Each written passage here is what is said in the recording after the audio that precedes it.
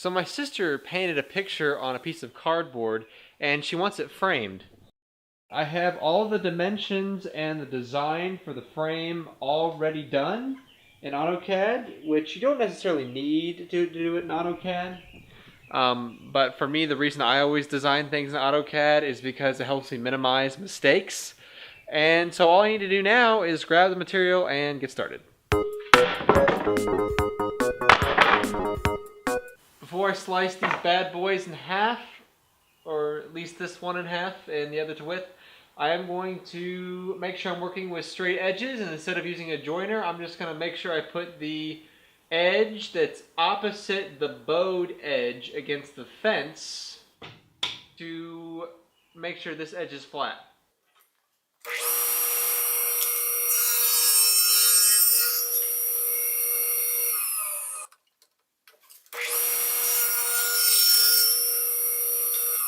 Alright, I really wanted 3.5 inches, but since it's a picture frame, the dimensions are really give and take.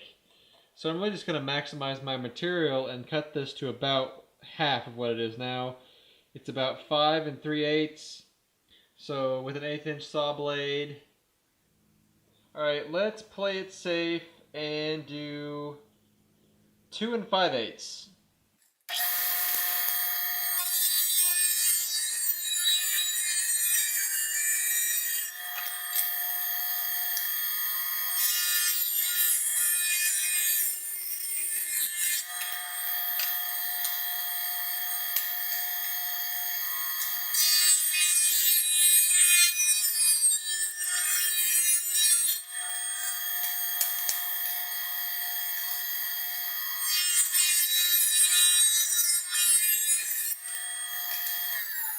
I probably would be better off if I threw scrap like this away, but I just can't bring myself to do it. I'll probably glue it back together or something and do something with it.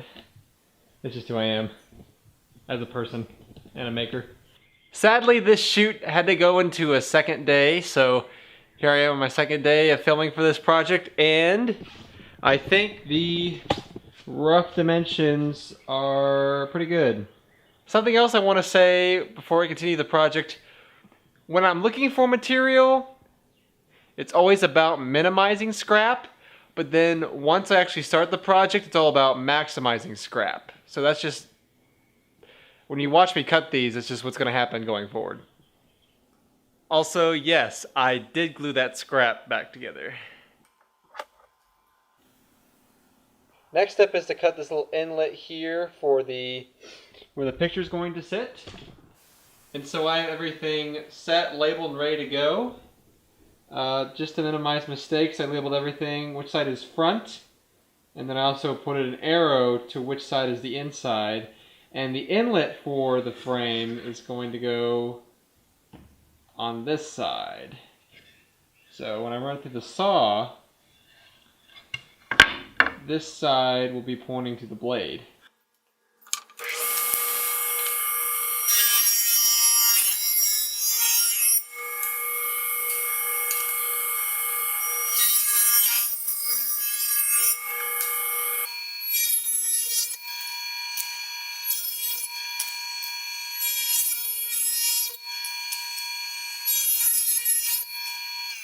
I decided to just flip it and I'll cut the scrap off.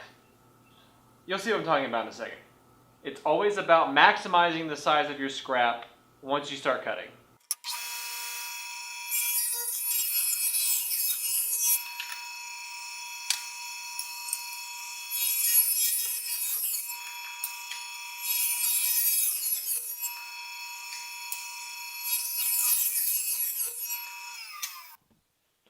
Alright, that step is done. Now on to cutting the miters.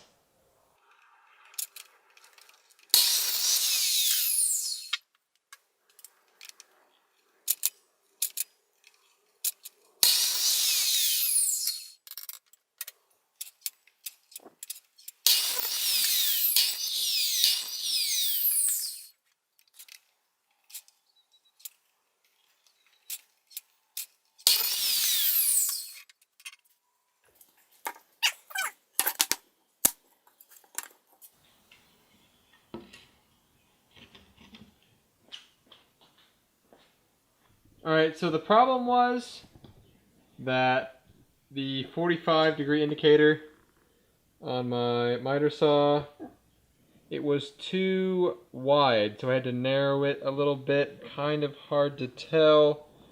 But after doing some tweaking and doing some fits for about 10 minutes, I think I'm as close as I'm gonna get it to being a perfect miter. And honestly, I'm very happy with that. So most of the time when I make frames, I just join the miters with biscuits and a lot of glue. And so that means the next step is to take a biscuit joiner and cut all of the holes for said biscuits. I've already taken the time to mark the center points on all of my miters.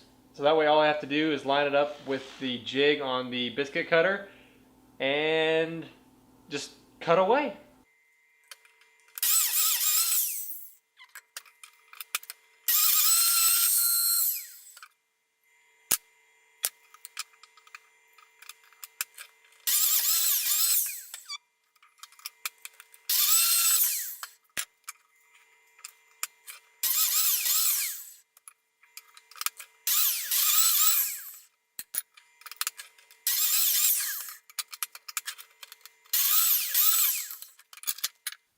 Obviously I can't go much thinner for the width of the frame, because otherwise the biscuit joiner would cut a mark in the end. So keep that in mind. These are about 2 3/8 inches wide. Somehow we've made it into a third day of shooting for this. I mean, when you only have half an hour to 45 minutes in the shop per day, I guess that's kind of what happens. So this is the frame. It came out pretty well in the glue up. I've already started the next step, which is adding some detail. Now, I don't have any fancy router bits or anything like that, so I can't really do anything really fancy. I can just do some table saw tricks. And I've already started on the first one, which is just a taper down to the straight edge. And I messed up on the first one, and I did it too sharp. And you see I got a hole there now, because that's a hole from the biscuit joiner. So I'm just going to fill that in with wood filler, and it actually happened on both sides. Oop, wrong side. It actually happened on both sides, so I'm just going to fill that in, and I'm just going to paint it, so I don't really care what filler I put in there. It could be white, could be yellow, could be black. It's just whatever filler works. So I'm going to do the 2 remaining sides, and then do some more detail work.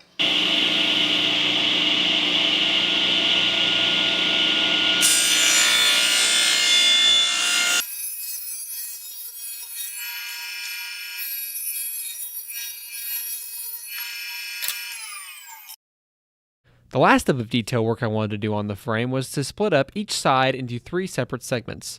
This just creates some visual interest that you can do with the table saw. By doing this, it also creates a little square in each corner, which, like I said, adds visual interest.